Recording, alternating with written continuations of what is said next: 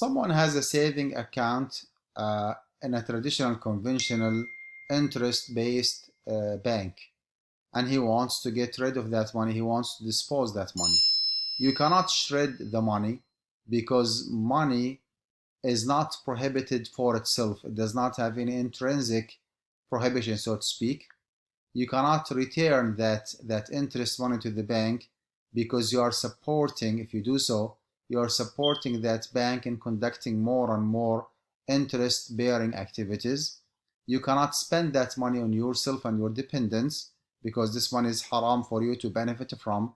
So the only solution here is to dispose the money by putting or just giving that money to public interest without the intention of charity, as I already explained several times. If I can put that money, to benefit the community at large, why cannot I put that money in a masjid? Maybe that's something new for us. Maybe we feel like so hesitant, so reluctant to put haram money in the masjid. But I want to remind you here again that al-haramu la yantaqilu ila dhimmatayn. The prohibition status is not transferable from one individual to another. That money, that interest money came from the saving account is haram for me because I'm the account holder. Okay, I'm the owner of that money, and that money is haram for me. I cannot spend that money on myself and my dependents as well. Well, one of the solutions actually is to give that money to needy individuals.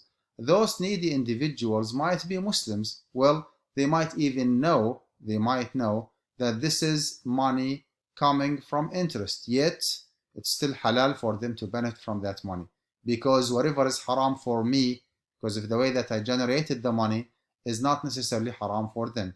If that is the case, then why cannot I put that money in my local masjid? Can I do so? Yes, I can, and that's absolutely allowed. On the other hand, you all attend masajid and you attend fundraising activities. Have you ever heard about a masjid administration who are investigating or interrogating donors on where did they get the money from, or whether or not their money is halal or haram?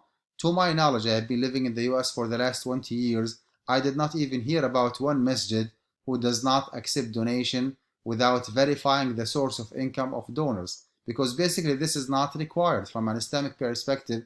You are not supposed as a masjid administration to investigate or to interrogate your donors and ask them a question: is your source of income haram or halal, before you accept the money. So based on that, it is safe enough, it is allowable enough to put that haram money, put it in the masjid, even if it is for a masjid construction or masjid operation, overhead expenses, salaries, expansion, whatever the expenditure might be. Go ahead and put that money in the masjid. Remember that whatever is haram for you, because this is an interest money, is not necessarily haram for the recipient. It's haram for you, but it's still halal for the recipient. So you can go ahead and put your money that is coming from interest, you can put it in the masjid, and that is allowed.